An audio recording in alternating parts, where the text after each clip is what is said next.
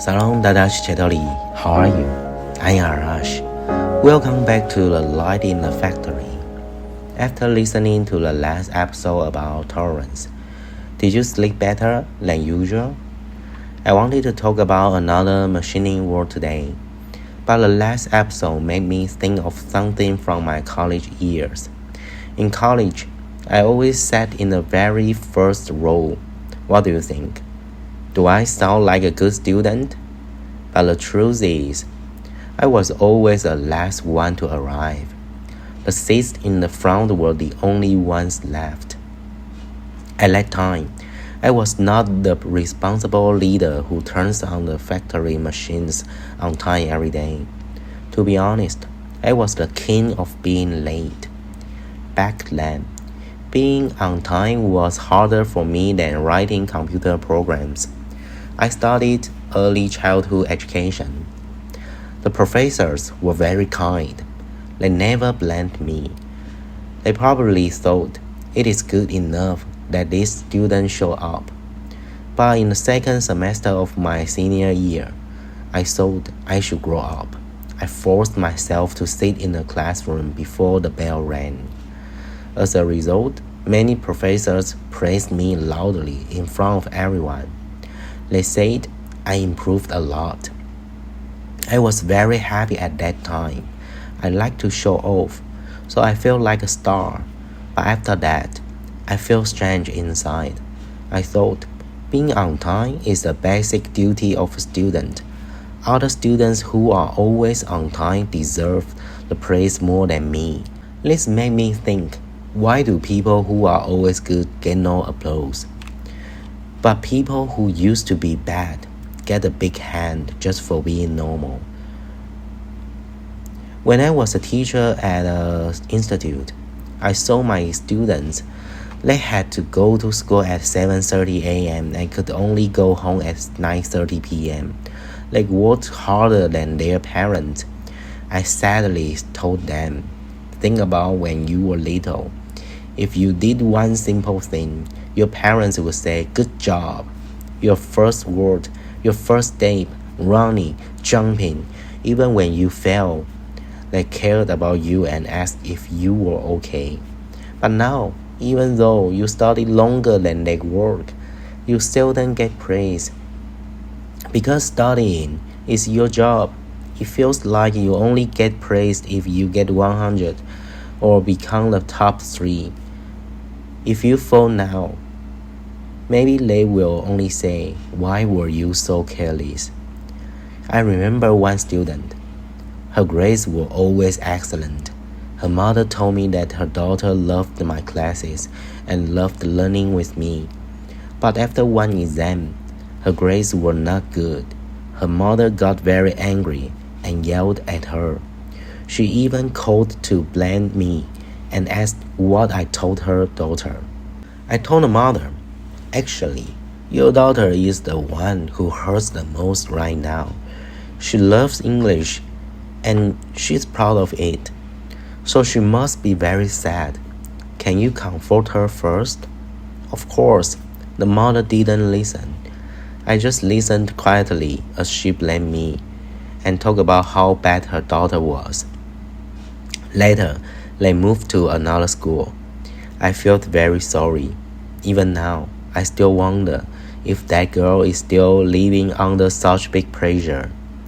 When she fell down, she just wanted her mother's hug, but she had to act like she didn't care. This is perhaps the saddest thing in my teaching life. Well, I think I talked too much about the past. But what I want to say is, when we always perform well, do people become less kind to our mistakes? I found the answer to this in the world of precision machining.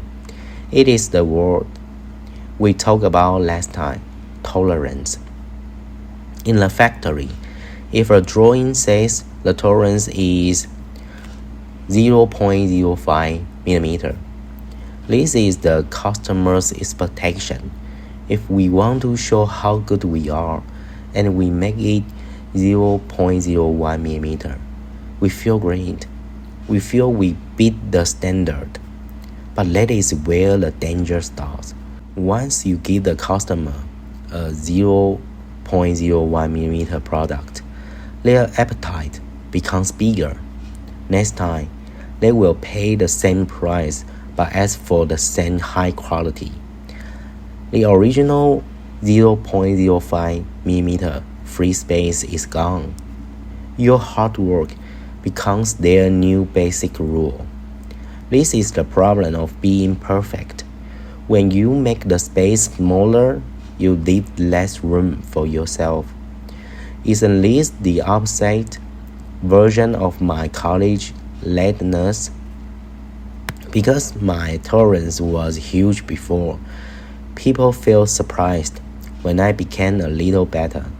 But if you are a zero tolerance perfect student from the start, people will think you are getting worse, even if you are just 5 minutes late for one day.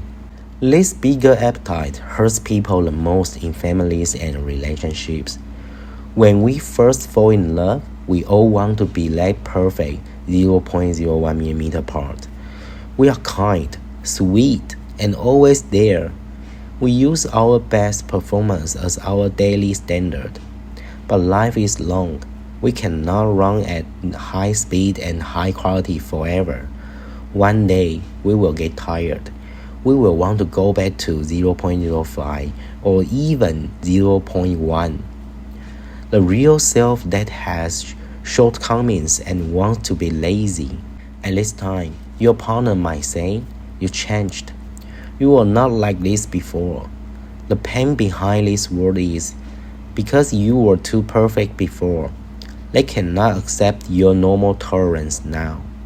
So I always believe in the philosophy of I am bad.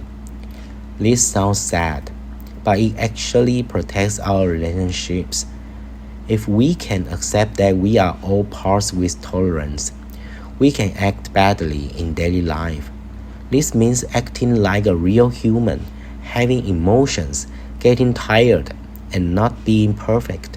Then when we do something nice or sweet for each other by chance, that happiness feels like a real surprise. This doesn't mean we don't try. It means we should not let a one-time success become a heavy chain that locks up our future freedom. On the other hand, TSMC is successful because they keep making breakthroughs. This is also the balance that the masters and I try to find in a factory. As a precision factory, new technology helps customers trust us, but keeping that high quality costs more money in the short term. In the long term, we can find customers who can pay higher prices. This balance is the art of running a factory. When we do better for our families and partners, our relationships get closer. But can we accept them when they become ordinary and imperfect? Is perfection a breakthrough, or is it a chain? Tonight, I want to ask you, are you feeling tired because of other people's expectations? Or are you using a perfect ruler to judge your family and partner? From the sound of the machines in the factory, the most important lesson I learned is not how to be the most accurate, but how to define good enough.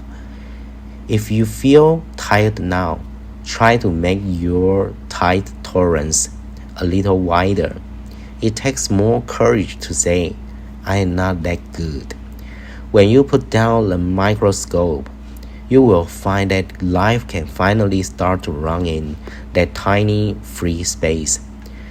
Thank you for staying with me tonight. I hope these words can help you find your most comfortable position in the dark night. I'm Arash. We are not perfect, but I will see you next time.